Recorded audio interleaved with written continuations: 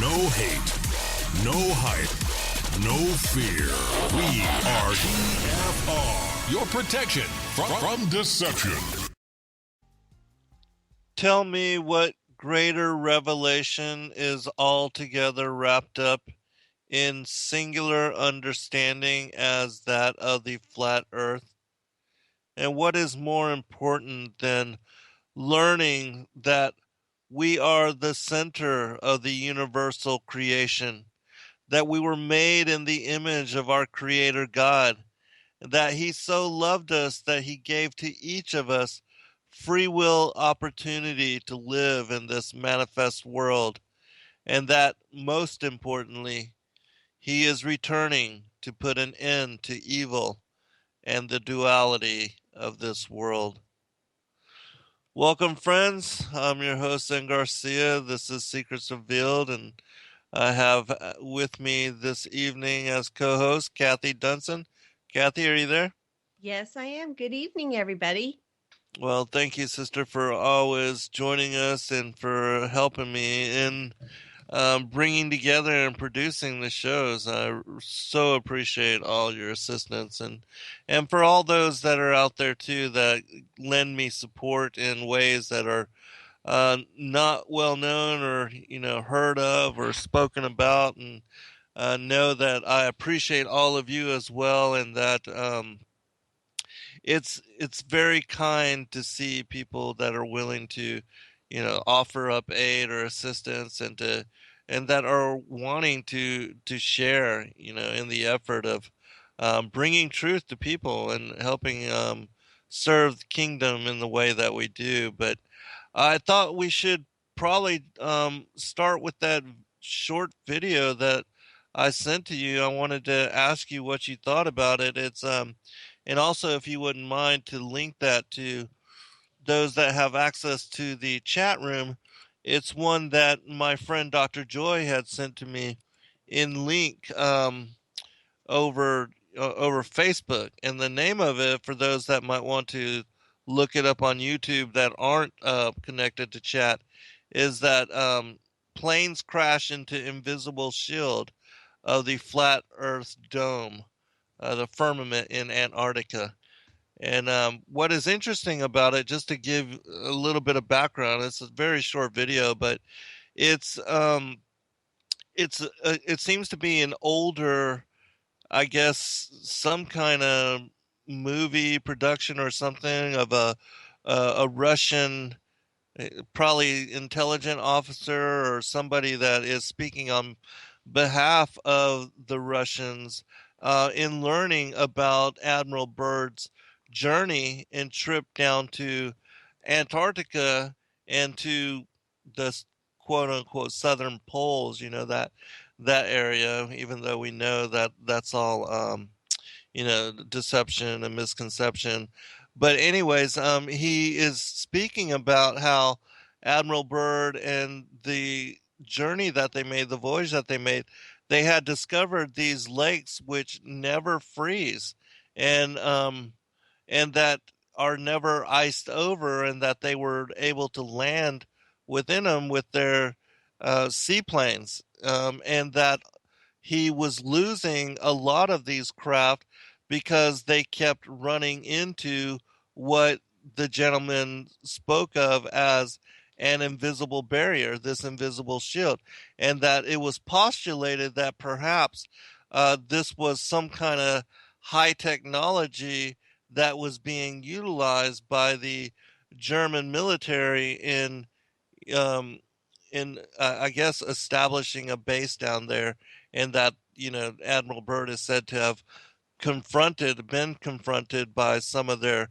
craft, some of their Vimana craft, UFO type craft. But you know, I I speculate that it's not German, and the person that created the video also postulates that perhaps it's not German hack technology, but that he was actually just running into the invisible structure of the solid nature of the dome, and that is what why they were losing all this craft. And so, what did you think about it, Cathy?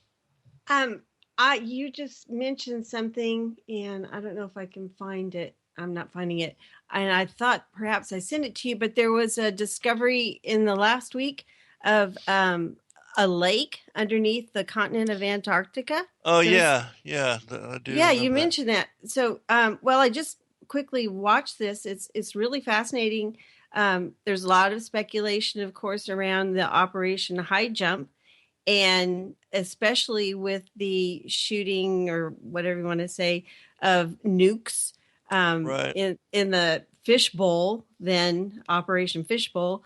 So that makes a lot of sense. And there's other reports. We've talked about the MIT 2014 study that came out talking about the invisible shield, sharp boundaries and that speculation. Of course, they didn't say that, but there was that kind of verbiage Hmm. in the study. So, that kind of all makes you wonder. Yeah, it absolutely does. And I have been meaning to try to shortly to read that whole MIT report, and to kind of break it down and take pieces of it and report back on it in a later show. But the articles that are written about that report are fascinating. And Just in itself, the yeah. article was really good. Wasn't it in the Business Insider? I don't have Right. that. And Yeah, yeah. yeah, I believe it is. And I'm actually gonna share that in the book that I'm working on, which I'm for those that are interested, I am getting close.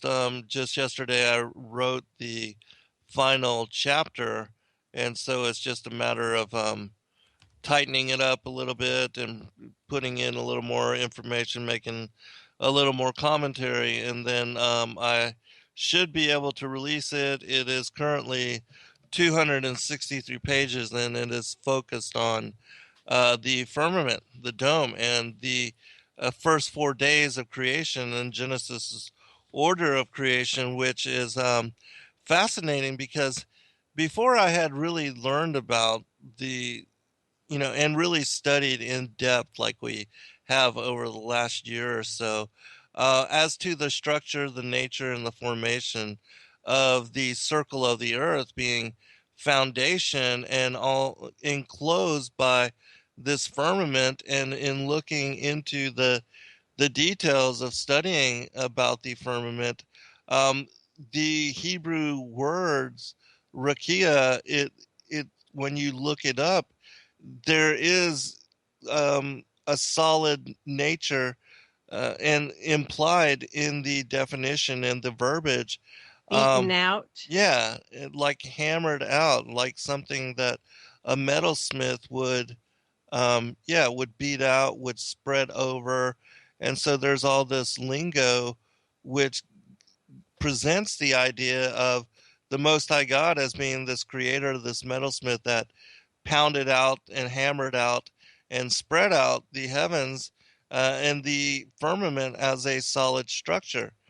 And then even in the rabbinical commentaries, like there's a book called The Chronicles of Jeremiel, which not a lot of people have heard about, but it's interesting, and I'll share some of that with people later this evening. The descriptions that are associated with it, but and then again the dividing of the waters, and then the connections to the three heavens, and the firmament being what I speculate to be the sea of glass as mentioned in passages like Ezekiel chapter 1, Revelation chapter 4 and 15, where there's a little more elaborate detail as to the throne of God, and often the Most High God sitting on the throne, and the temple being located at the very height of this dome, this heavenly canopy. And so, um, all of the material that I've been compiling and putting together for this book, I never had it looked at this information in the way that I do now, and I would have never have consider it in the way that I do now unless I was able to learn and come to the revelation of, the flat circle of the earth and the heavens spread as a curtain above it. And so all these things come to life, and the Bible really stands out in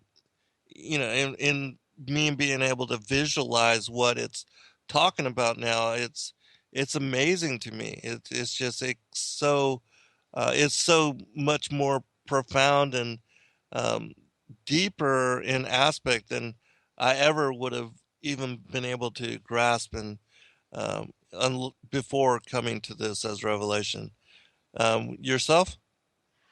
Absolutely. I was speaking last night with Philip Stalling from last week, and No, very cool. he's had the same experience that I have when you start drilling down deeper into the Hebrew or the Greek of certain words using the concordances we have available. There is never a time that we're disappointed in the further confirmation that there is something more going on that leads to a dome, a firmament, in a way that we're coming to understand now, and a flat plane. Not that so much. I mean, the things that I have found, specifically like the firmament, there's no mention of planet except for one time you've spoken about that. I think it's been taken and kind of twisted, not really twisted, but I mean, they've utilized certain descriptions or interpretations that are lower level and not really the primary meaning of a word in Hebrew, for instance, and taken that like circle of the earth. Mm-hmm. There is sphere, but it's like the only thing that's the only one word. I mean, you've got to put that overarching is circuit and compass and things that are definitely describing a kind of a surface that's a disc and not a globe. Right. And that's the kind of thing that I've encountered over and over when I actually do dig in deeper.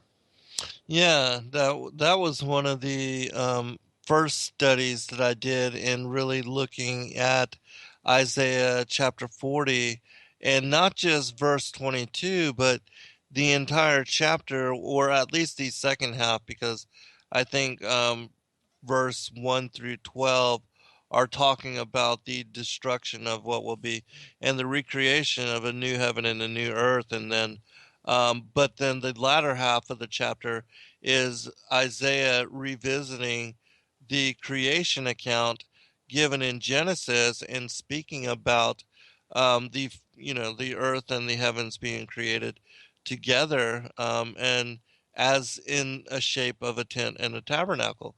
And he also makes mention in that chapter that the earth is non-moving. And so these things, which are absolutely affirmed by the account that is given in Genesis, but they contradict the current belief in the heliocentric worldview.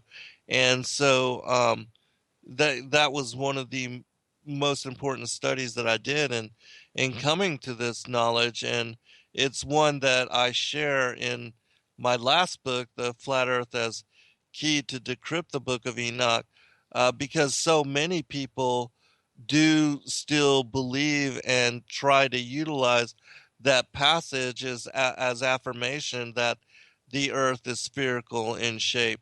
And that's totally not what that verse and that entire chapter is saying. And so, especially with the whole illusion of it, the earth and the heavens being in the shape of a tabernacle or a tent, it makes complete sense when you understand that the circle of the earth is the flat plane or the floor or the foundation for what would be the tent, the tabernacle, and the walls and the roof being that of the heavens, the curtain that is spread as the heavens, the canopy, the firmament, which is um, in fitted to it, and which encases and encapsulates it, as what Mars Sargent describes as in his website, an enclosed world, which I think that's a perfect description, and what Rob Skiba cites as being a snow globe.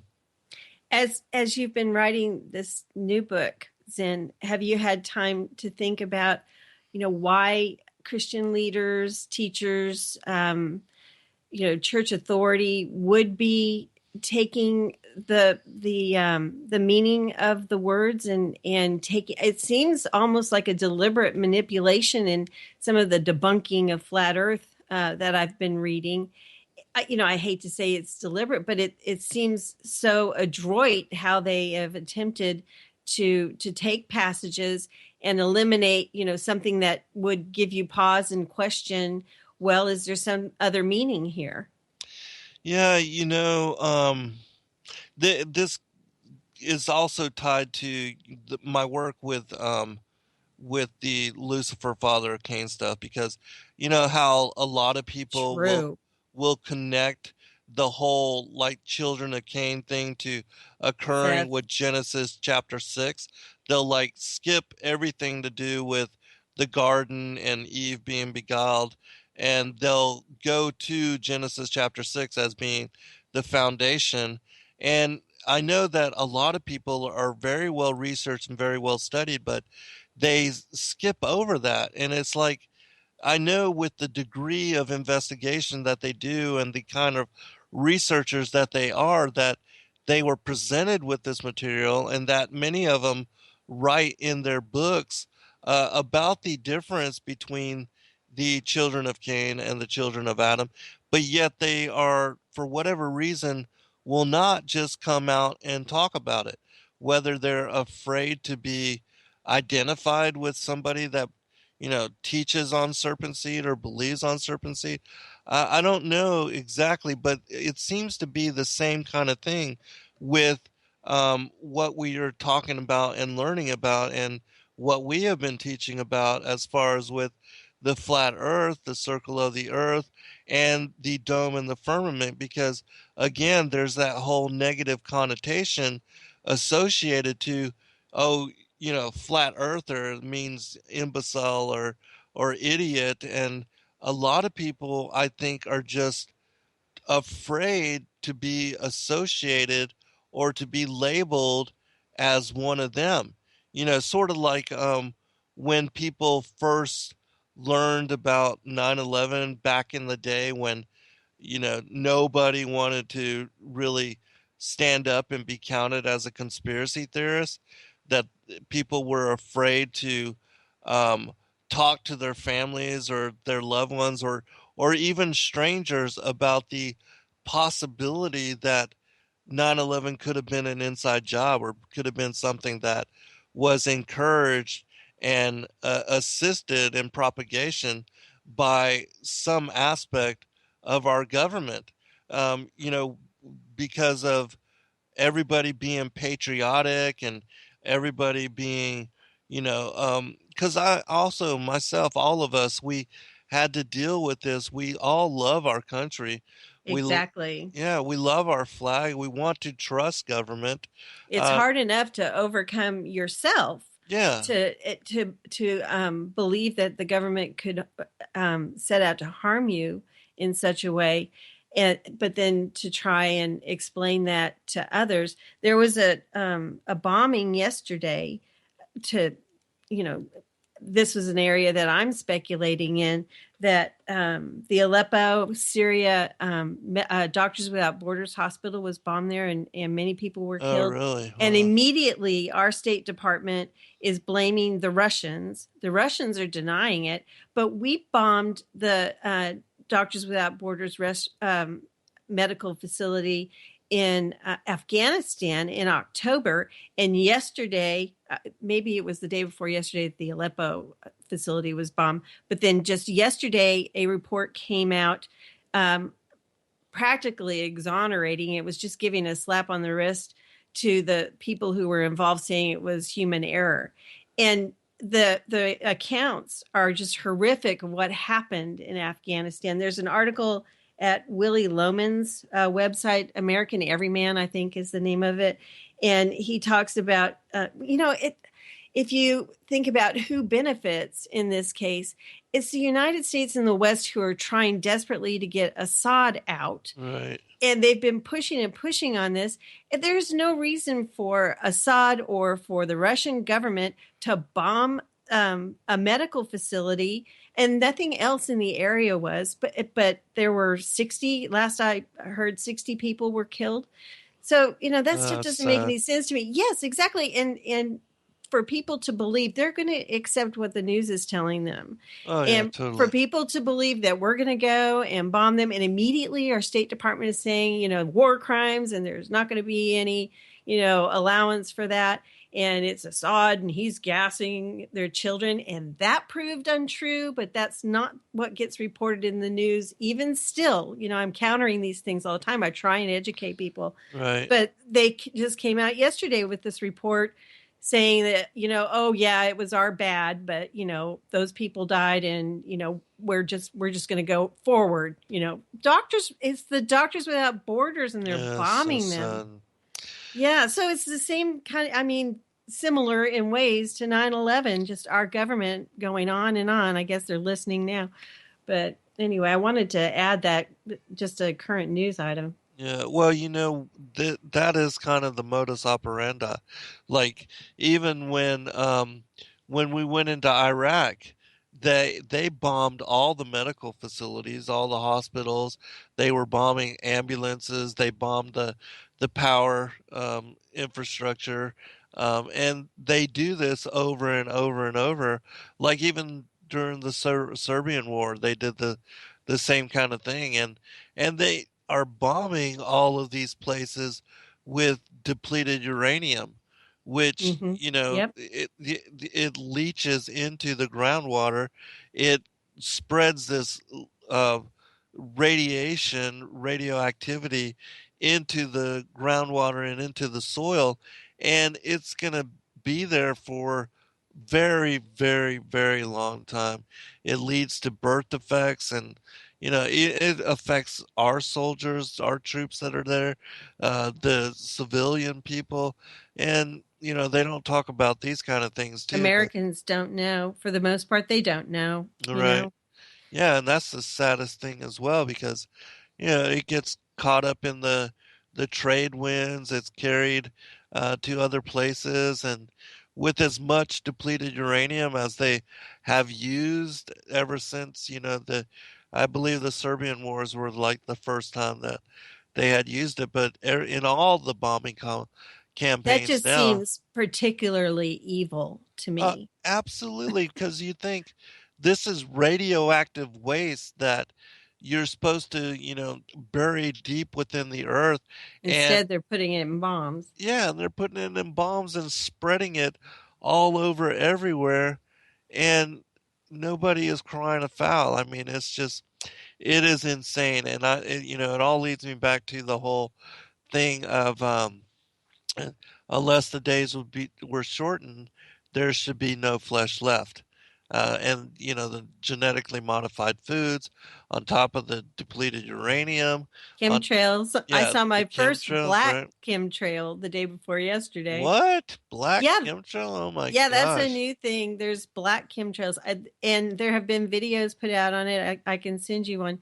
But I saw one. It's really different. It tracks along with a regular chemtrail that you would see, and there's just this black line that kind of tends to, it looks like it goes down further. Yeah, so what kind of evil is contained in that? Yeah, exactly. Doesn't sound good, but no, I've never heard of that, and so yeah, you've been writing a book. Well, right, yeah, you're forgiven. My focus is on all that, which is why I give so much thanks for you and all of your research, and keeping me together as far as the current events and everything. So I'm grateful for that. But when we return from the first break, if you've got any news items, let's talk about that. Okay. All right. Do you have some stuff? Well, yes, I do. I sent out an email blast today. I don't normally do that. and you were on there, but you probably didn't see it. It's because the financial news is getting so bad. What I had sent out, let me find it here. It's a shtfplan.com Right. article, and y'all need to be sure you go to read this. This was my note to everybody. I said everything, and I mean everything I'm listening to, reading, and watching screams that the time is up for the economy. This bubble is the biggest in the history of the world. It will burst. Throughout history, it always has. No one knows precisely when, but the coming election is a wild card. The continuing prodding by the U.S. of Russia and China is a wild card, and there's so much more. All indicators are screaming this is right upon us. It's really past time to prepare, but I'm giving you a warning. And this article was at SHTF Plan, and the name of it is Market Analysis Analyst. Nothing is real. All of this is being played to keep people believing the system is working. And that included a video by Gregory Mannarino and Greg Hunter. All right, welcome back, everybody. I just looked at, and it has been a while for me in looking at the metal prices, but they always seem, in my opinion, to be an indicator of where things are going. And the prices of gold and silver are at highs that I haven't seen in a very long time. Gold's almost at 1,300, and silver's back up to $18. As far as the spot price, and we know all this is manipulated, but as far as what is accepted data, but silver and gold is real money. Right. Yeah, absolutely. And for those that can, most certainly do try to put some of your assets into it. It's held its value, and it's always contained its worth throughout, a lot of the destruction and collapse of empire. And certainly this, as you said, the bubble surrounding the American economy and the $21 trillion in debt, or 19. Oh my goodness, it's just insane. But that doesn't even count unfunded liabilities, and I've heard numbers up to 200 trillion. Pensions and Social Security. Right. It can't keep going. It can't. Right. So I think food, and just to be wise with the election coming up. I mean, today it seemed like they were trying to spin up, violence or unrest around the Trump rallies. So, that seems like what's coming next. And then they're pushing, people I've been listening to are saying this would be X-22 report, Dave, the next 3 or 4 months, and then it's probably on to war, because they have got to cover what's going to be the financial collapse. And that's coming. Gregory Mannarino said this is the worst bubble in history. It's going to burst, and it's going to be really bad. So I'm surprised that they've been able to keep it going as long as it has been, and I know that in the protocols and in their own writings that when it does burst and when it does collapse, which it's going to, I mean, without question, we cannot continue in the manner that we are. I mean, if the American economy, the government, if all of that was a business, it would have long ago have been shut down and forced to restructure as far as bankruptcy. But because we're able to print our own money, which has totally no value, it's a joke. It is. It's a huge Ponzi scheme, like what we were talking about last week in the Revolution Radio show, just talking about the massive scale of it being a Ponzi scheme, and that the whole monetary system and the Federal Reserve notes, it's like spellcraft. it's all an Exactly. illusion. Yeah. And so, Venezuela cannot even afford to print their own money right now. They are so bankrupt. yeah, it's insane. And I And I don't mean, know really, why that's where we people, are. exactly, I don't know why people continue to think that it won't happen here. It's happened in Greece. It's spreading. It's going to happen. It's going to pop, and people need to be prepared. It's biblical. It's wise. It's the very least. You just need to have some food set aside and be Absolutely. spiritually prepared. Number one, Right. and to get yourself into a frame of mind to know that this is coming and not just be oblivious. Right. And I would say to be able to um, just lock yourself and to protect you and your family members and to not have to worry about, going to the grocery store for food that won't be there anyways. Yeah, that'll be Um, the first thing. yeah. People And scrambling. right. And, there's going to be rights.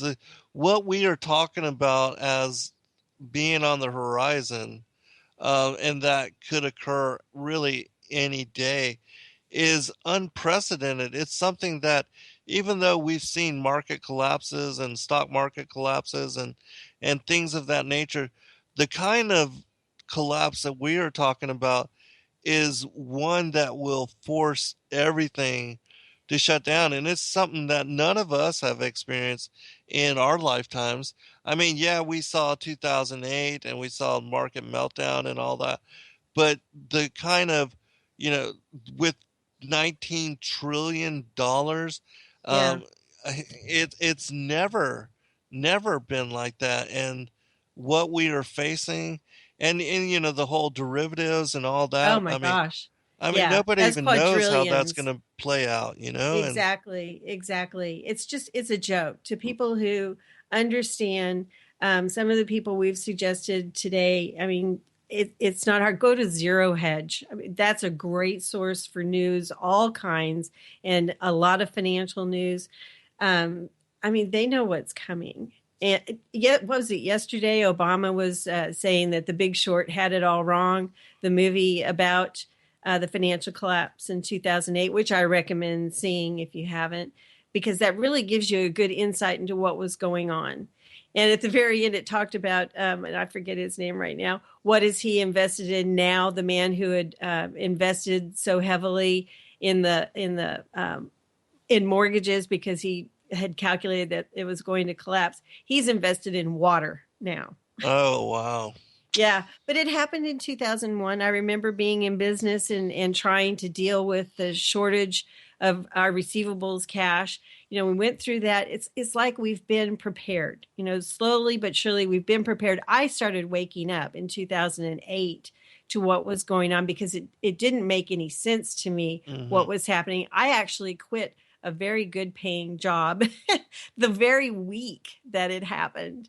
And then I started to pay attention to what was going on and looking at things. I had investigated a lot into the political corruption in the election, having to do with Obama's campaign money. The Federal Election Commission website, you could get everything.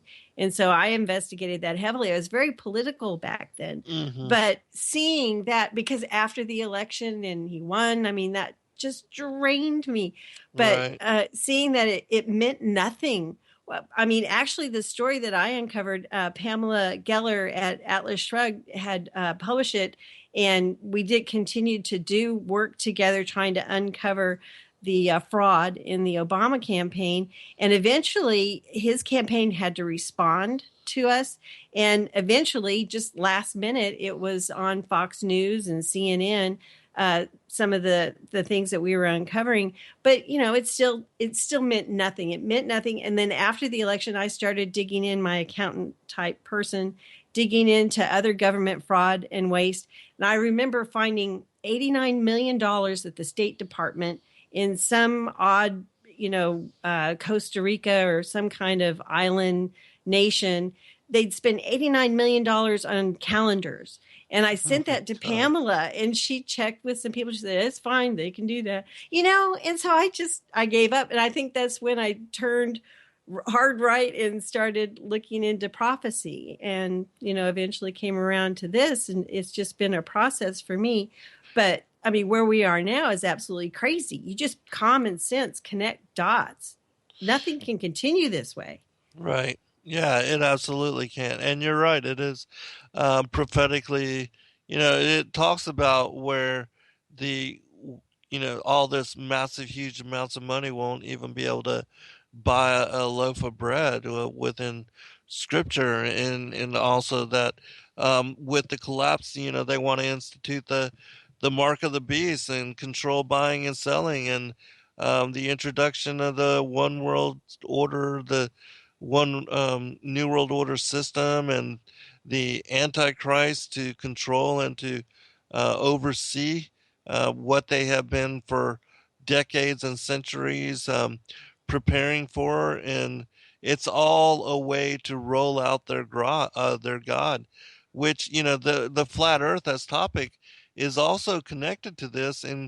And people don't see it that way, but really the whole New World Order, the goals of the New World Order, it all connects back to Lucifer's declaration to want to be and exalt himself and be as the Most High. Then the whole replacement of the calendar system, the replacement of geocentricity with the Darwinian heliocentric worldview, all of those things are tied to what we are talking about now. And for people that can't make sense of that, the bigger picture incorporates all these things. And the real goals of the New World Order are not just to establish a one world system and to create world government, but to offer that system to their God to be ruled over so that he can be as the Most High. And those things are difficult to see for people that are new to the study of conspiracy or biblical prophecy. And it's hard to be able to wrap your mind around how deeply profound the grand conspiracy is, and how the Matrix incorporates all of these things that seem to be loosely connected or not connected in any way, but in the deeper and more profound aspects and levels, they are. Like the Bible and conspiracy, there's an underlying truth which unites all of these things that is difficult for people to see and to understand.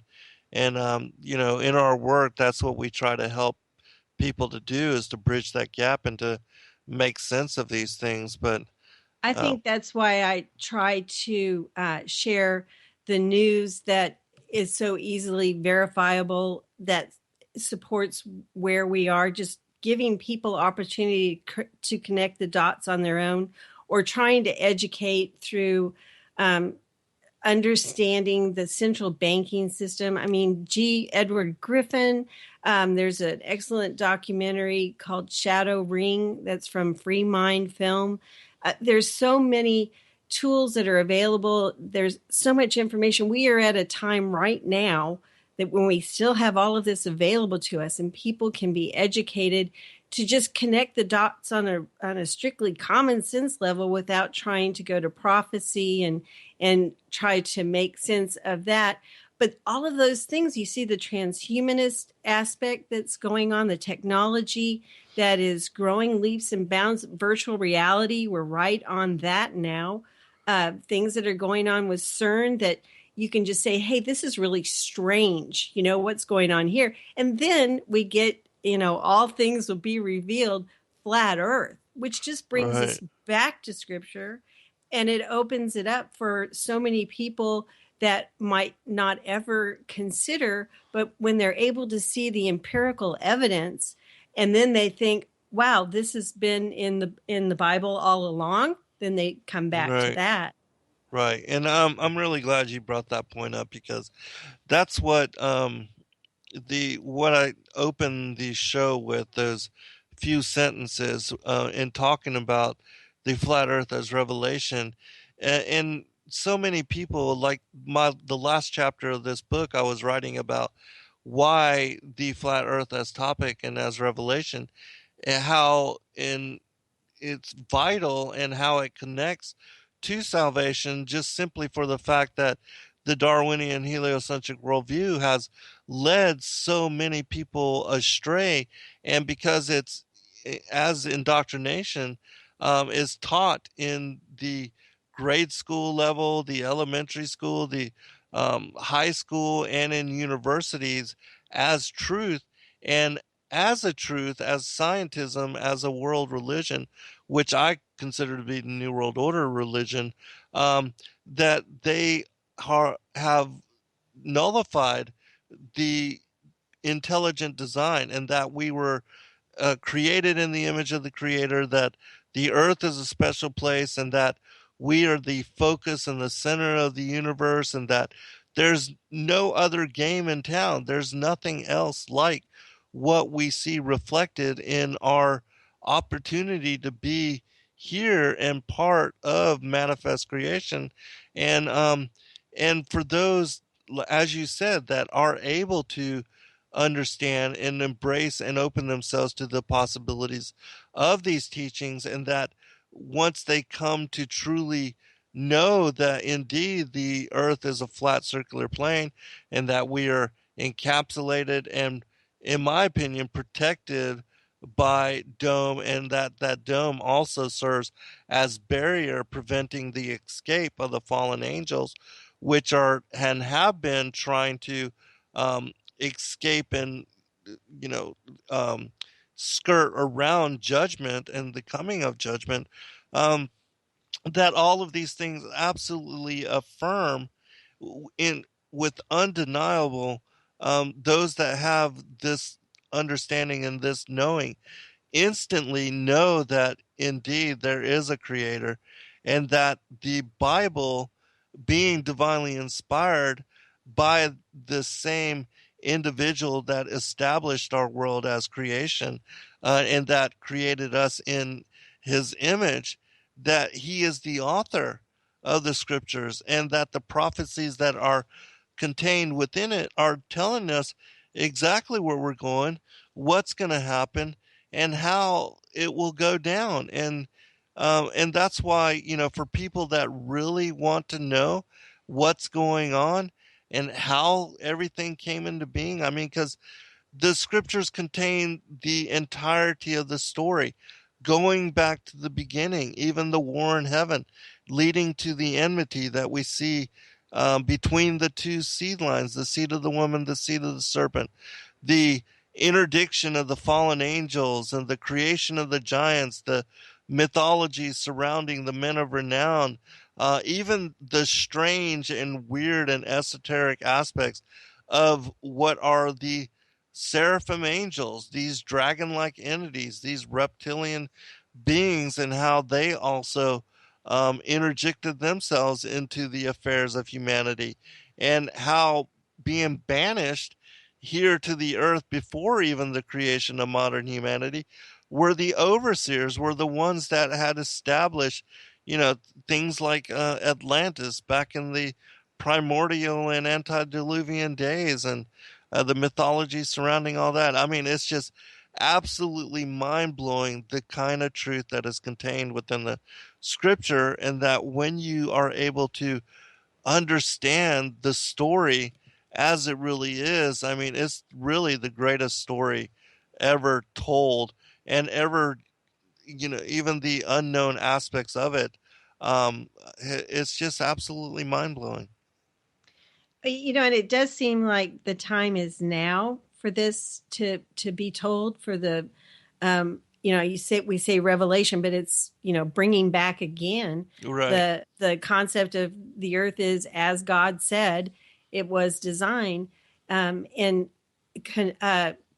at the same time as this is occurring, the technology is there where there are the new cameras, new telescope. I'm not sure about telescopes, but cameras where you can actually see stars and planets in a way that it doesn't resemble anything that we're being shown by NASA.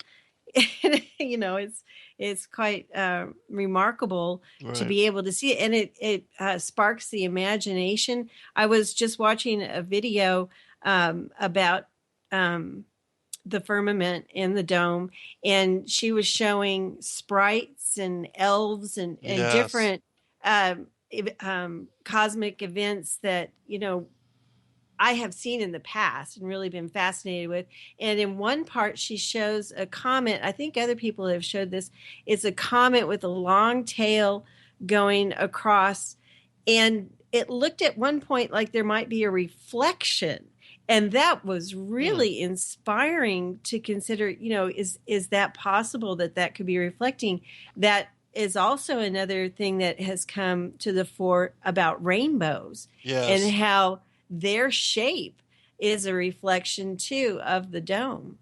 Right. And how they could not even be um, created unless there was the polarizing effect of the dome being in place, and that those that have really, you know, done their homework on this, um, rainbows are actually a sign that a dome is in place, and that the structure of it is what, you know, makes rainbows even a possibility. And so, yeah, those kind of things are amazing to me. And like in the what you were talking about with the sprites, and some of these weather phenomenons and anomaly, and people that have been lately recording storm activity, and that when the lightning streaks or when these high atmospheric sprites are in place, when you, in my opinion, when you look at them closely, they seem to show the structure of the dome, or at least certain portions of it where, you know, the light is lit up from the streak of the lightning, or the sprites going upwards, hitting them, hitting the dome, and then coming downward, not being able to go further than, you know, the limits of the structure of it.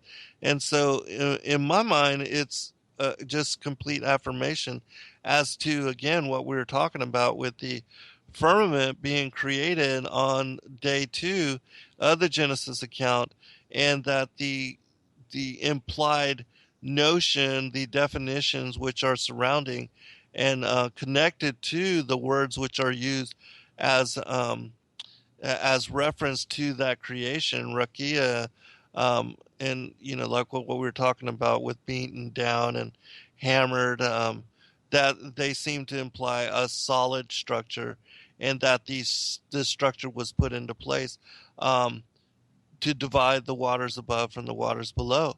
And the other interesting thing to me about it is that being created on the second day, that in the book of the secrets of Enoch, um, it mentions Lucifer, that iniquity was found within him on prior to the end of day 2, and that is when the war in heaven and all of that took place, and that they were cast out and exiled from the upper heavens on day 2 as well. And so my speculation postulation is, was the firmament then put into place after they were exiled from the upper heavens as barrier to Oh, prevent them from being able to escape? oh, that's really interesting. That's Yeah. something I'd never considered. Yeah, and so, you know, and then also when you, like, I opened this new book with the first day and looking at the details of Genesis chapter 1, verse 1, and how it speaks about the earth becoming without form and void, and that when you look into those words, it cites that the earth became a ruinous heap. And so something led to it being, having to be reformed and recreated, um, as it is later accounted in the rest of Genesis chapter 1. And so, What do very you think interesting. about interdimensionality for the fallen? I think there's absolutely something to that, and that that the fallen angels are trying to use such technology, such wormholes to either get out of here or to escape from here, and whether if they are able to jump to some other aspect of the third dimensional reality. I don't know exactly how that works or where they're going. Is it somewhere outside of the dome? I mean, because I absolutely do not believe that they are going to these other planets, like Right. Mars, because these planets are nothing but luminaries. They're And I think a lot of people have a block to flat Earth because they've been following CERN and right. portals and they don't have to have that problem with it. Right. Because yeah, the interdimensionality, because I mean, we don't know what is outside of what is our own self-contained world, you know, and how that plays, or is a portion. I mean, really, not all that we are learning about and knowing is based on speculation. We really can't even um, comprehend how this would tie into and connect to it. And there seems to be something to it because even in like the Emerald Tablets, it talks about how they had brought up these invited into this plane and into this world these interdimensional beings, and how using dark magic and sorcery that they were able to open this world to such entities. And so yeah, I think there's something to it. How all that plays out, I don't know though. Well, that's why I think it's important to go to eliminate the things that are attendant to sphere and globe and the vastness of universe, and then to start researching and investigating those things which can be proven and those things which we can see now using. You are now tuned into the truth frequency. We are TFR. Truth Frequency Radio.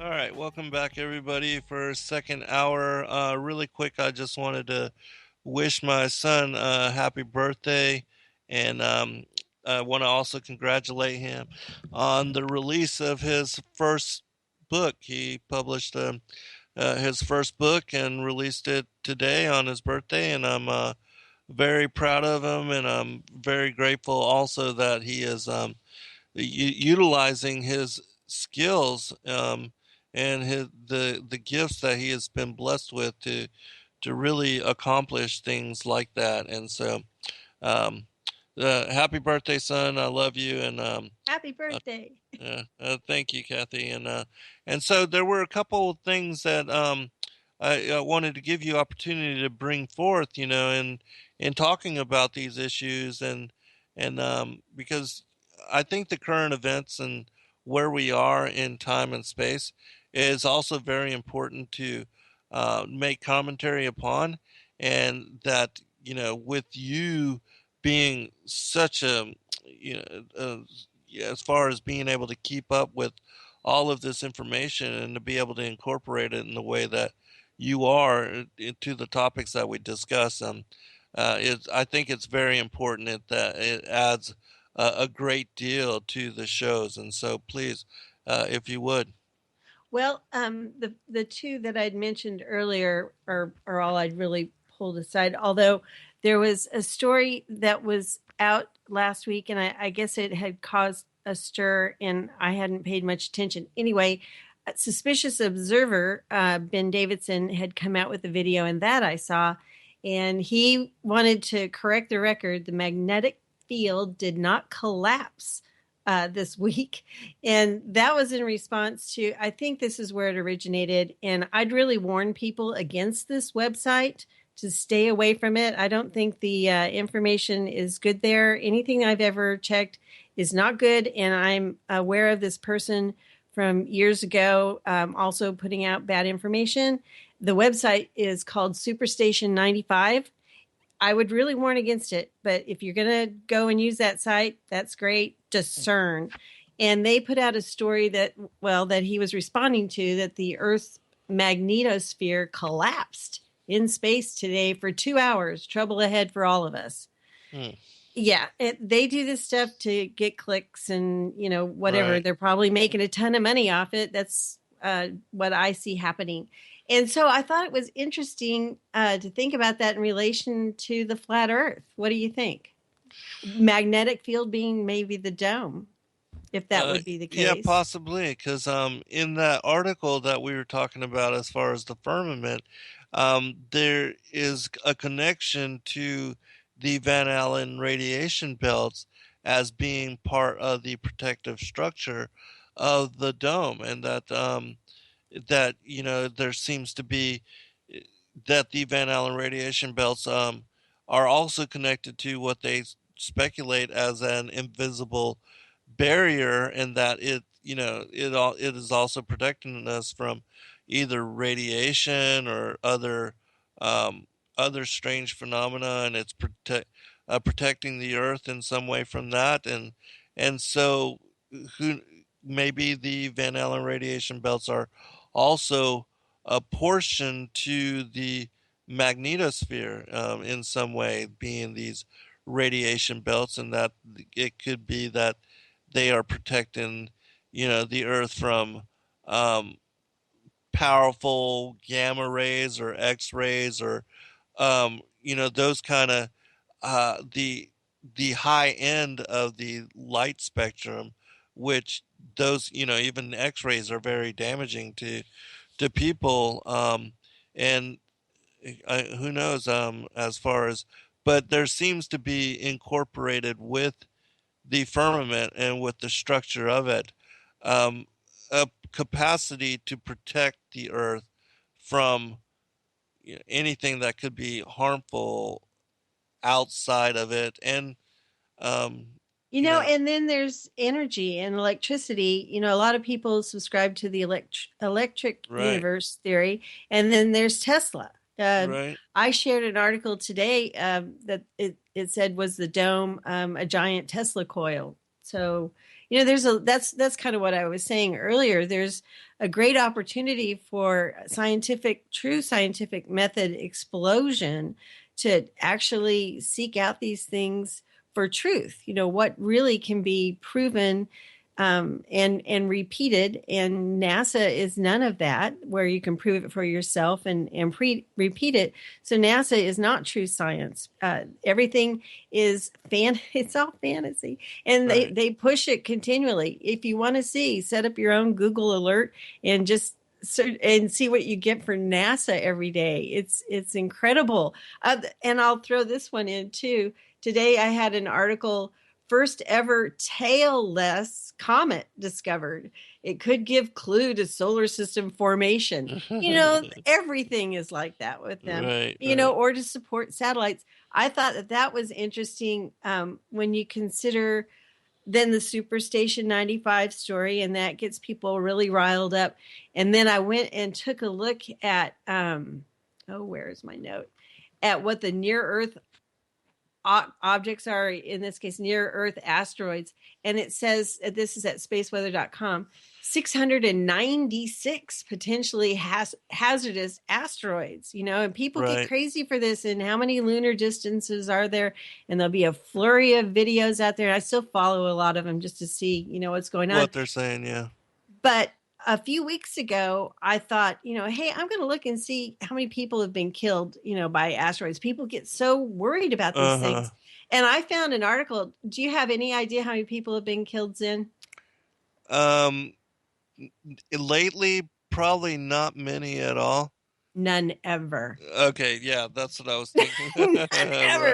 Right. The article is titled "Just How Many Humans Have Space Rocks Killed Anyway," and it says according to the National History Museum in London, there are actually no recorded human deaths by a meteorite fall That is so ever. funny.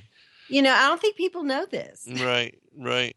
Yeah, because I know and you probably get bombarded all the time with, the planet X is coming and it's gonna destroy us, and it's, and And we that. were proponents once. Right, yeah, totally. I used to keep up with all that, and reading, because in reading like books like the Colburn Bible and all the mentions of the destroyer and so it makes me think about, and even like in having read all the Sumerian mythology, all the Zechariah Sitchin books, and um all the tales of the Anunnaki, and their assertions in this mythological account, these cuneiform scripts, the stories of their having gone to Mars and establishing way stations on Mars, and also on the moon, and that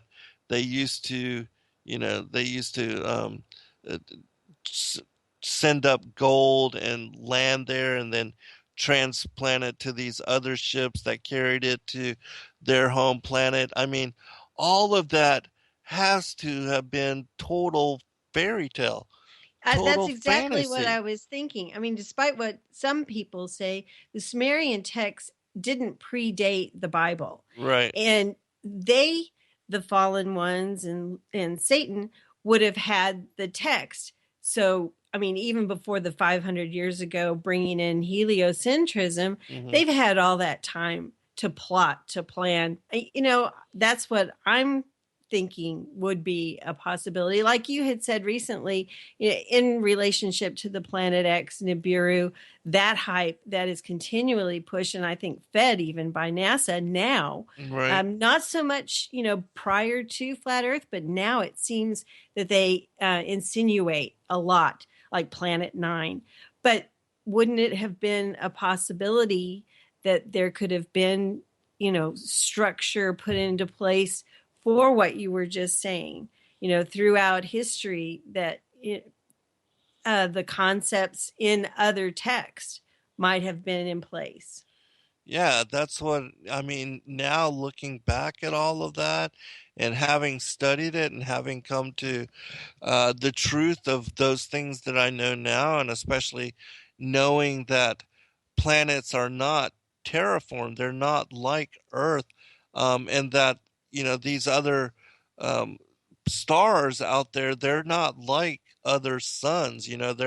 There's not other planetary systems in orbit around them. They're not other Earths out there, and there are not other peoples, human-like peoples, or alien races, other than the fallen angel demonic races that are banished and exiled right here with us, and that cannot escape, and are not from way out there. The whole ancient alien theory.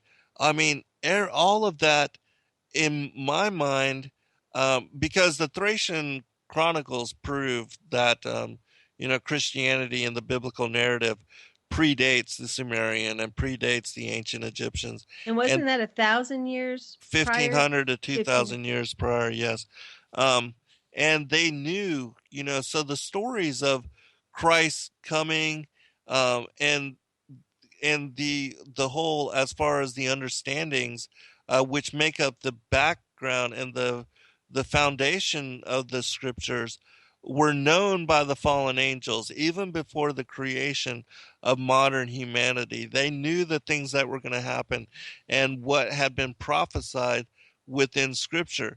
And so in my mind, they, just like how they establish and prepare for the New World Order, in dozens and hundreds of years and even thousands of years in advance. In my mind, they were doing that same thing in writing the fables that they incorporated into these pagan religions and the stories that were passed down as oral tradition among all these pagan peoples. It was all done um, just to establish what we are now coming into as far as the strong delusion, the whole ancient alien, that we were created by them, and that there is no God. The same thing. It's just a further extension of the Darwinian heliocentric worldview, and that those stories were put into place in order to give credence and to give authority to the Exactly. to the stories of the that we evolved of monkeys, or that they jumped the gun on evolution and mating with monkeys, that they created modern humanity, or genetically experimented, did these things, and the stories of their establishing way stations on Mars and the moon, and all of that. All of that is a fairy tale. It's like NASA thousands of years in advance. And like NASA is just a further extension of the lies that they have been perpetuating and orchestrating for all this time. I mean, the Yeah. They've deception is come to so the grand. apex of it all. Right. And I mean, it is so difficult to wrap your minds around that, that they would do these kind of things, and that those ancient accounts and those ancient stories are nothing but real fairy tales. Yeah, but here we're dealing with entities that are angelic. That, I mean, their um, thought capacity is far above what we would have, Right. and they have had this time. They had the book, Mm-hmm. they knew what they would be countering, and so, like you're saying, they've put those things in place. I think as I was beginning to wake up, I realized that what we were dealing with, or what we are dealing with now, was in place, and this was before flat Earth, at least 100 years ago, starting with the Federal Reserve, and Mm-hmm. then other things through the different presidencies just in the U.S., and seeing, the way things had been done against us, where, we've, just with Edward Bernays, for instance, and advertising, and the propaganda that we are not even aware of, and then you get into the 40s and the 50s with the CIA and the MK Ultra and the programming.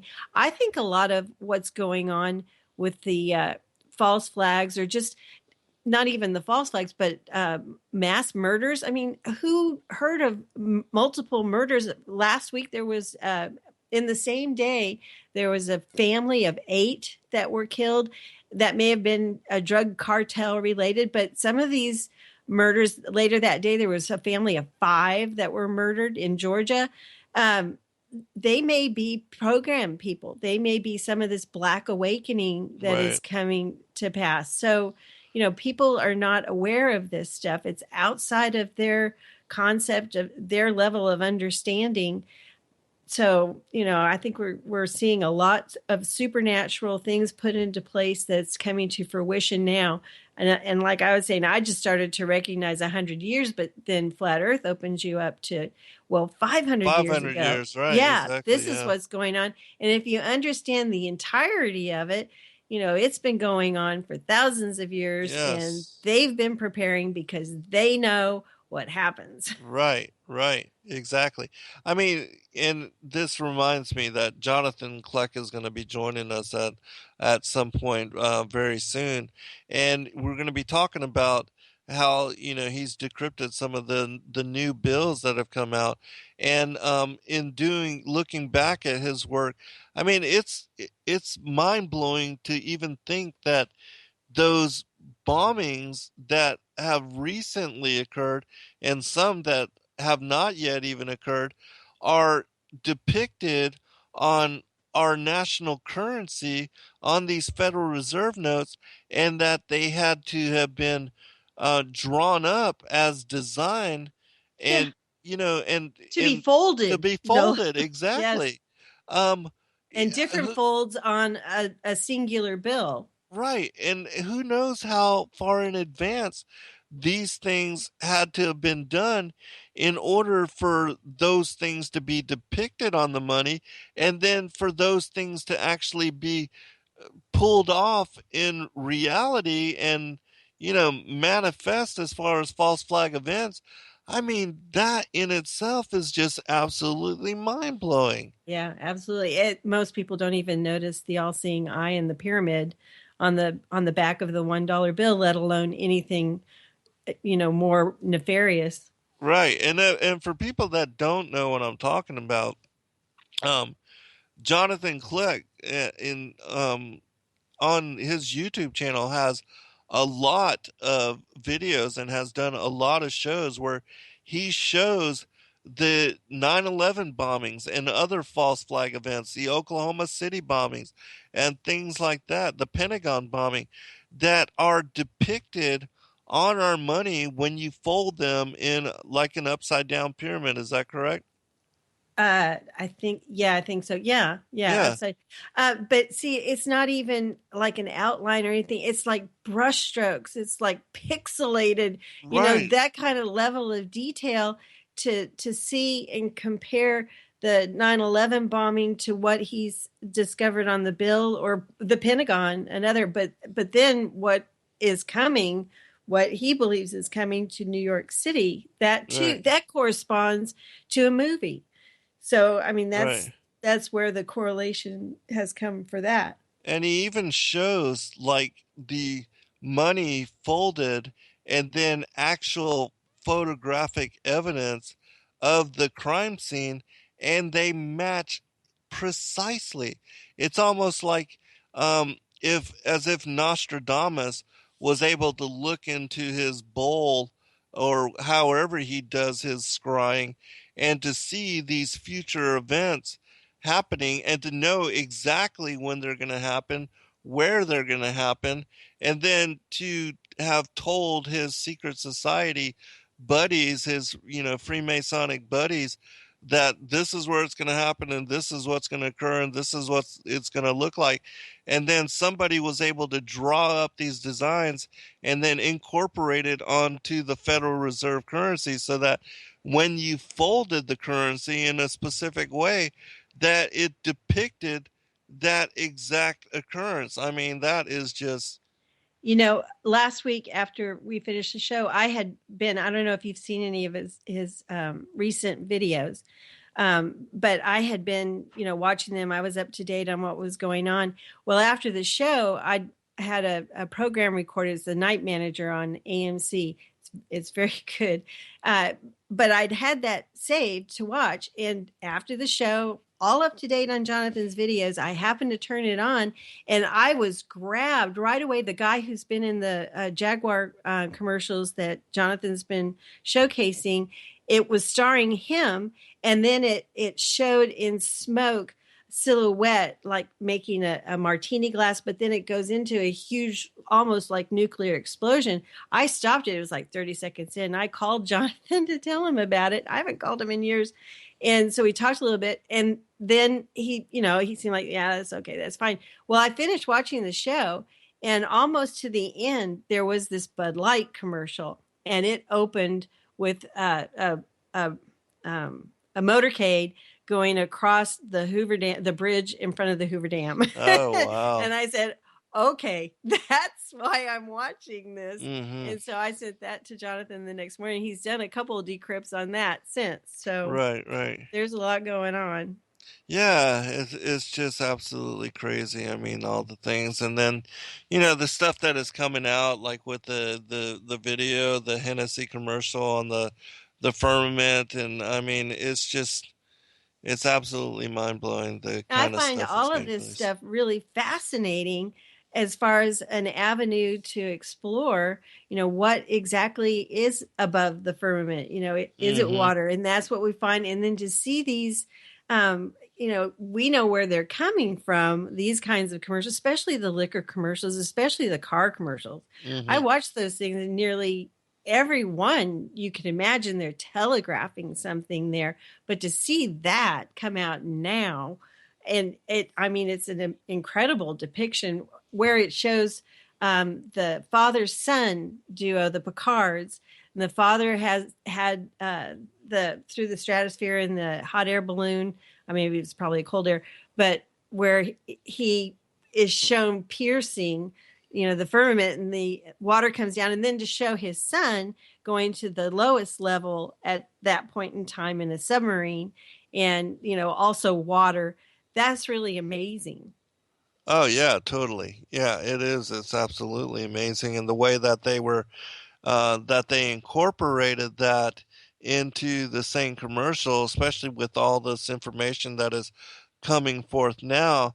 And again, as I talked about in the Flat Earth as Key to Decrypt the Book of Enoch, talking about how the this as revelation is occult knowledge, and that this is the reason why they depict it as emblem, the circle of the Earth as seen on an azimuthal equidistant projection map, putting it as emblem on their United Nations flag. It's like, it's their way of poking fun at us and laughing at us, and also asserting to their membership worldwide, those that are part of the secret societies and that are privileged and privy to such understanding.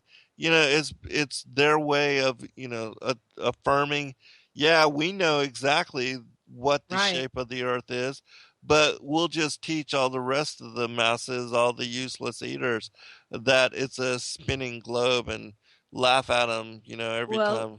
then what conspiracy would not be complete without a Simpsons episode?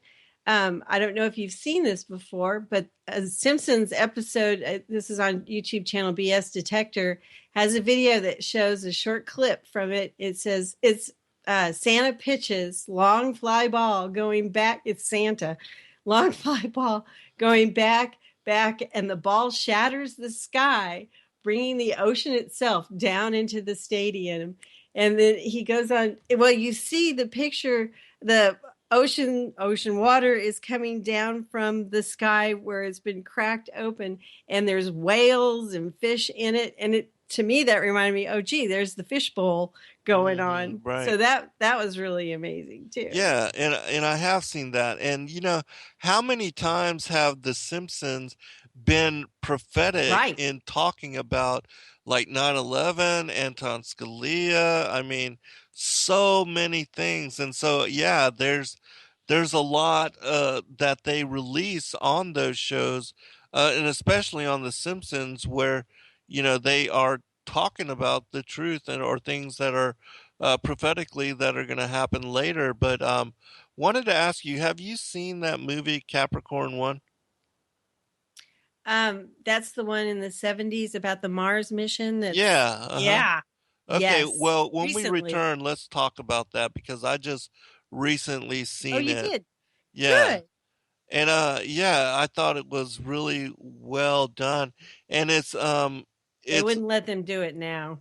right, and it's very interesting, all the storylines that are connected to what we're talking about now, as far as flat earth and the NASA lies and the whole deception, as far as they're having gone to the moon, the Van Allen radiation belts, how those are impenetrable. All right, we'll be right back for final segment, everyone. All right, welcome back, everybody, for final segment. And Cathy, I want to give you a chance to mention the new website, as well as your email, for people that want to Sure. get on your list and find out where you release all this information. Okay. And I would be happy to send my show notes to anyone who's interested today. Some of the things that we've been mentioning, I have YouTube links and article links. And my email address is Perelandra. That's spelled P as in Paul, ERELANDRA zen77@gmail.com. And I can add you to the Flat Earth email list that I send out. I'm not sure how often I'll be doing that because I am setting up a new website. And what I'm hoping to do there is to have a one-stop place for Zen's information, where you can buy his books, where you can get to his YouTubes, and to the radio shows. There's 2 radio shows. And I'd also like to include The Time Is Now, our show. The next show we have is on Tuesday, and we're going to be talking about the firmament there as well. Zen is our guest on a permanent basis. Praise God. I won't let you go. And okay, so there's The Time Is Now, and I'd like to do something similar to Facebook. I really would like to move away from Facebook.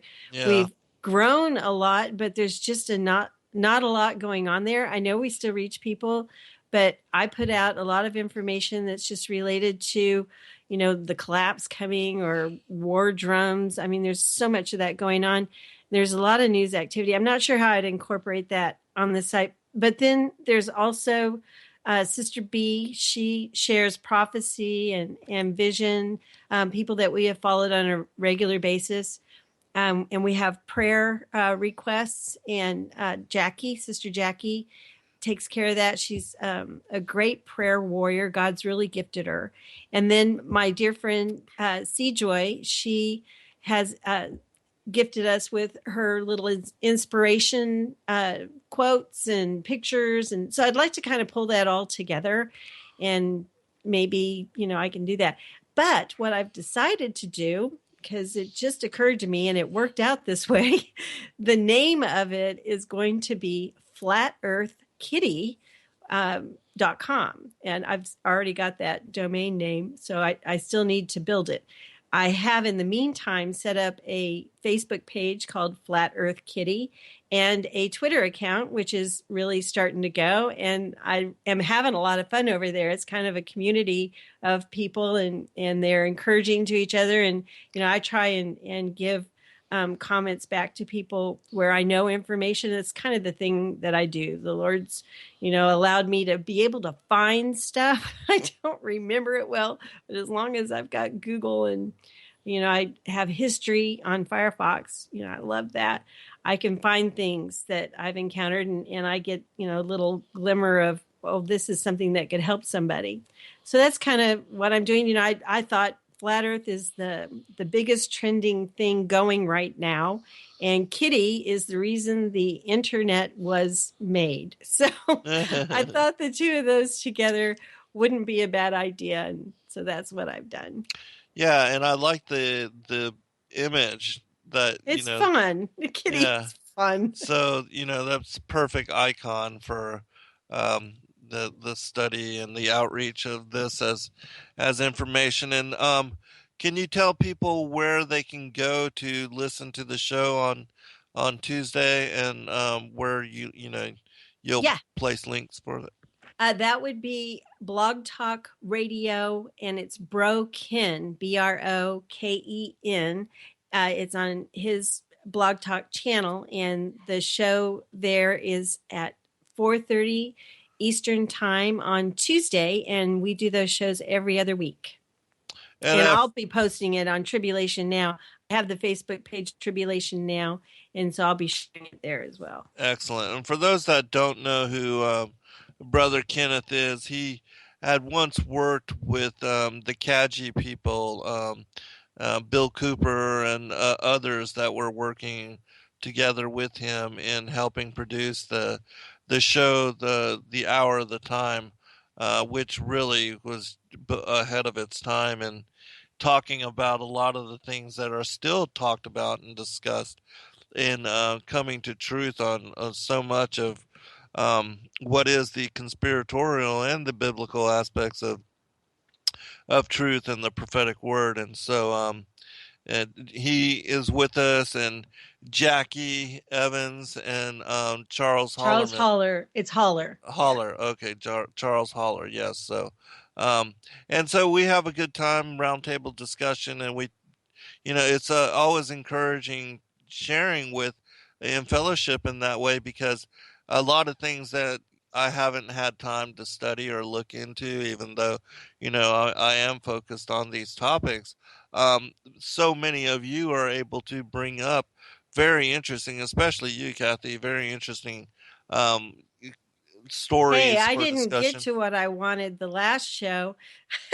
And I spent all afternoon studying on it. Do you know on April 19th, that was our show, it was about April 19th, Yeah. the BP oil disaster happened. Oh, And really? Oh, yeah, wow. I did a deep study on, excuse me, black goo. So that was going to be kind of interesting. Well, we should open with that since we didn't get to it, because for those that don't know, the week before we talked about how those dates, April 19th through May 1st, are um dates which the Illuminati and the secret societies and pagan religions offer in sacrifice to their god, Lucifer and Satan the adversary. Child sacrifice, victim sacrifice, Burning Man, things like that, and how a Well, lot and of these false flag events have well, there occurred was during that time. the 8 that I mentioned last Thursday, I think, and 5 in the same day. And did you notice last night there was a helicopter crash? I'm not sure where it was. It was overseas. 13 died. Oh, wow. No, Yeah, I did. those numbers telegraph things. And there was also a story today, speaking of telegraph things. NASA is spending $18 billion on a rocket to nowhere. And in the story, it said that they took out 660 million Hmm. from Hmm. their budget elsewhere. 660 million. Yes, Right, they right. telegraph all the time. So I'm Yes. sorry, I didn't mean to interrupt you, but Oh, no, no, it's fine. And really, after we did that show, I mean, look what happened. You had Prince and China, these two high-profile celebrities. That, in my opinion, there's something weird associated to their just having died, yeah, and there's so videos. yeah, so there's a lot of ifs and weirdness associated to their deaths as well. And so, again, they happened on those dates and during that time when historically these pagan religions and these Freemasonic Illuminati secret societies are notorious for um, offering up people in sacrifice. And so, and that was just a confirmation as to the work that we were talking about and the things that we were talking about in that show. But comment, Kathy? No. Okay. All right. Well, I wanted to talk about Capricorn One because it's a very interesting movie, and again, it goes back to, I mean, like when I was watching it, I couldn't believe how the times are so different now, and how that movie captures an age which people that are part of Generation X, the children now, they wouldn't even recognize, because there were no cell phones and things of that nature. And so, but the whole premise of the movie, that they were blasting off these astronauts and sending them to Mars, but that even before the craft lifted off, they pulled them off of it, and then they weren't even on the craft when it supposedly blasted off to Mars. And then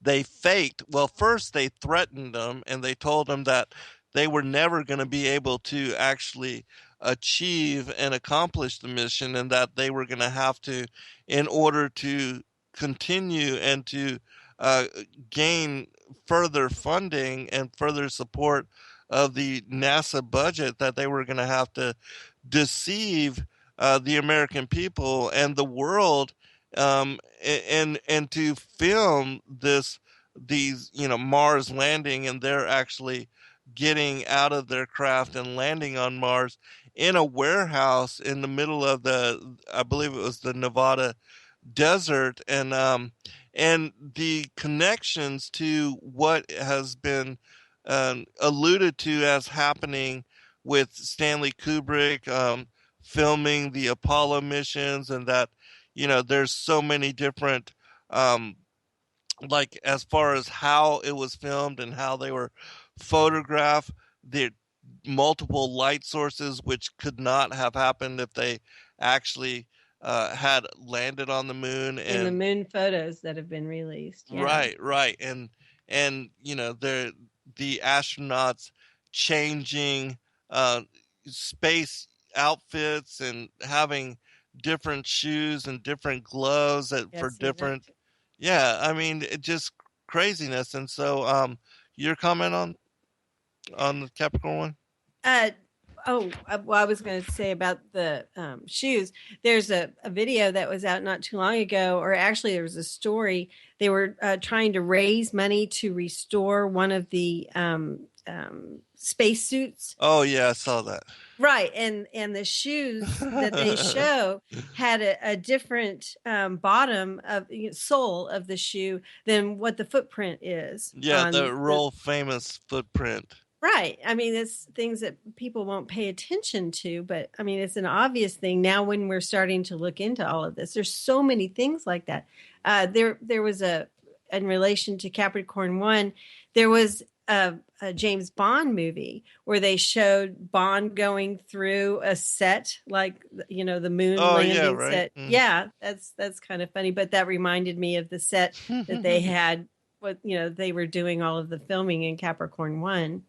Right, which again, that brings us to the film that they were shooting of President George Bush sitting in a wheelchair, the latter Bush, the older Bush, and they were pushing him through NASA headquarters, or in Houston, and then we see the astronaut, which is supposed to be on the space station, on the International Space Station, sitting there before one of those chroma green screens, and shooting some kind of video that they were going to show where he's supposedly showing the non-gravity of the International Space Station.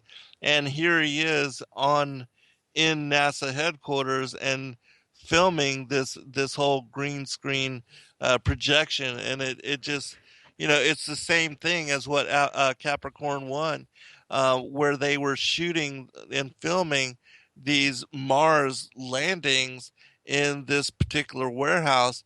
And it was also interesting to me how they threatened the astronauts, saying that all of their families were in the same aircraft, and unless they agreed to go along, that they would basically kill their families.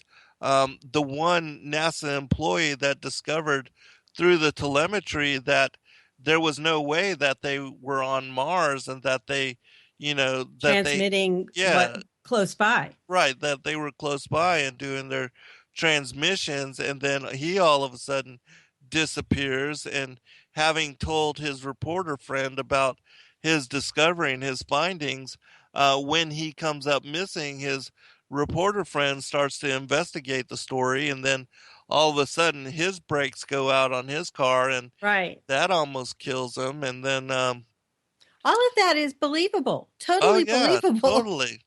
I mean, Gus Grissom and how they died in a fiery inferno, and he was what was it that he had hung up on the capsule that day? Lemon.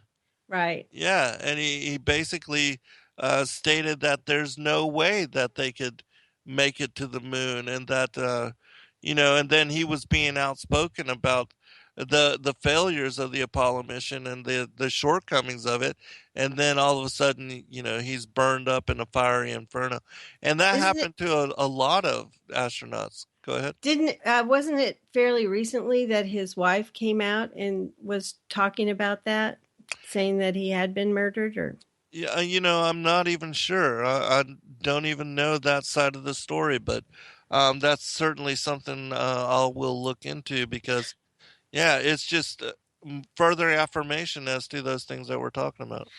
something that's kind of an aside, but I had followed up and caught this myself. I think Rob Skiba mentioned that they were watching it. Something else that drills into people's minds about the space program and how it actually did occur.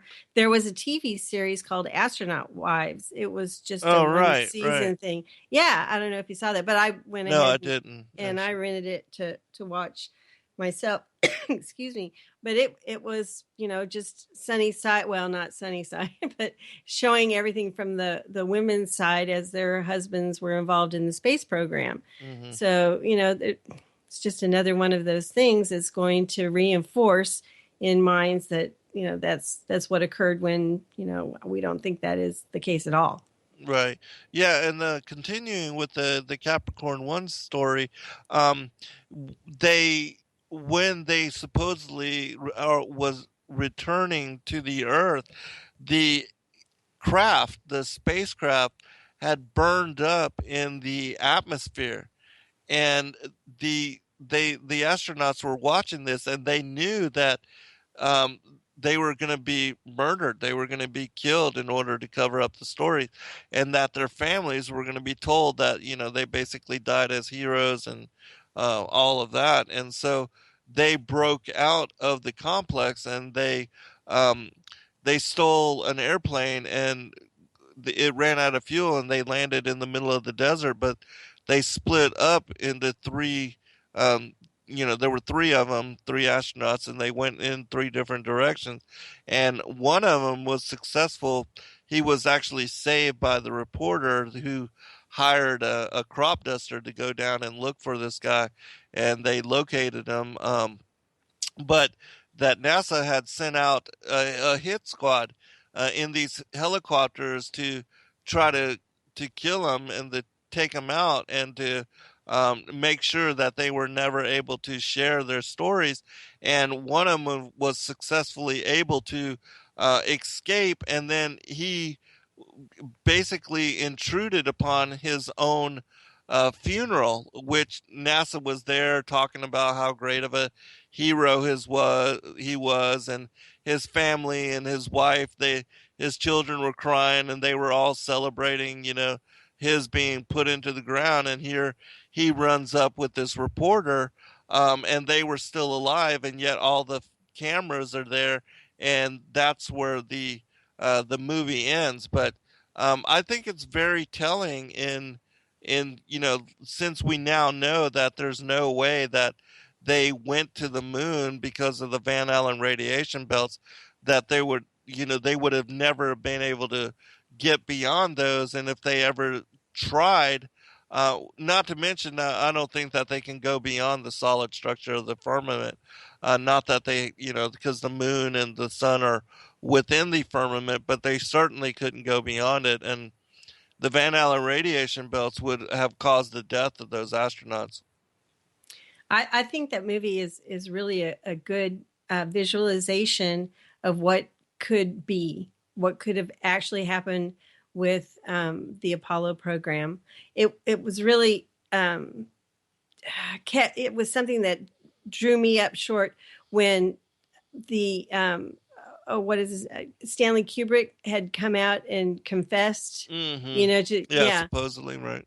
Yeah. And then we all discovered, no, this was a false portrayal that was put out there. I mean, but that caused me to go back and then look again at 2001, A Space Odyssey, and see what he was doing. Room 237, that was kind of that was looking in depth at the various films that he had done. So, there's all of that that's out there that could make or could give anyone some insight into things that could be going on in that world, in the Hollywood world, that could have had much more involved with it. Mm-hmm. Well, these science fiction writers, like I had seen a video just recently, I don't forget who was talking about it, but was talking about how, Arthur C. Clarke had come up with the whole, as far as satellites, had written about it, and it was incorporated into one of his science fiction novels, and then it was like years later that all of a sudden NASA was able to, the Russians and NASA, that they were able to put into orbit supposed satellites, and that they've been going up ever since. And now there's 20,000 of them out there, that none of them ever run into each other or ever hit the International Space Station or any of the other, the other supposed space shuttle programs and different things, space missions that have gone up. And, like the whole premise for gravity is that one of these satellites actually does, creates a debris field, and that this debris field, it jeopardizes one of their missions and But that stuff causes. never happens. Right, yeah, that With the stuff ISS. never happens. No. Did you see the recent news about Neil deGrasse Tyson saying that we live in a matrix, in a simulation? No, I heard something about that, but I haven't Well, seen it, so I don't know it the was details on it. it was interesting because he was on a panel with or maybe he was moderating with other physicists, and one of them said that his inspiration was science fiction writers like Isaac Asimov. Right, So, yeah, that it doesn't makes a lot of surprise me at sense. all. And yeah, you see that with Star Trek and the tricorder, and then that's the kind of thing that we see now in actual practice, or, more technology being developed based upon. Yeah, well, that's what NASA is science fiction. Sure. Yep, Absolutely. yep. And so I can see how, their great heroes would be these science fiction writers, and that a lot of the basis for what they have, attempted or asserted that they have accomplished are based on the things that science fiction writers have written about. I wouldn't think anything would be wrong with that, but it is very telling that that's what he would say. That it's a Right, science fiction writer right. that he gets his inspiration from, not someone like Einstein or, even a Tesla. But hmm Yeah, it's still funny to me, the whole the song by B.O.B. Flatline, where he has Neil deGrasse Tyson in that song, and he's talking about the Earth as being a oblate spheroid, and that it's wider at the equator because of its supposed spin, and a little chubbier is what they say. And they're making fun that that the Earth is this pear shaped, and yet all the supposed photos of it are it being a sphere. And it's just so comical to me how they can't even keep it together. And then even in their own photographs, as Rob shows, the use of the cloning image to create these cloud formations, and all of these composites, how they can't even keep the scale of the continents and the no, size of America in similarity. I mean, it's comical that people believe all of the stuff that they put out. And like, well, I'm not going to name any names, but yeah, there's a lot of people that absolutely believe that as real science. And it's just laughable, because really they're laughing at us for believing the stuff that they put out, and yet they so many do. they've dumbed down the population so much through education, and we see that in so many things.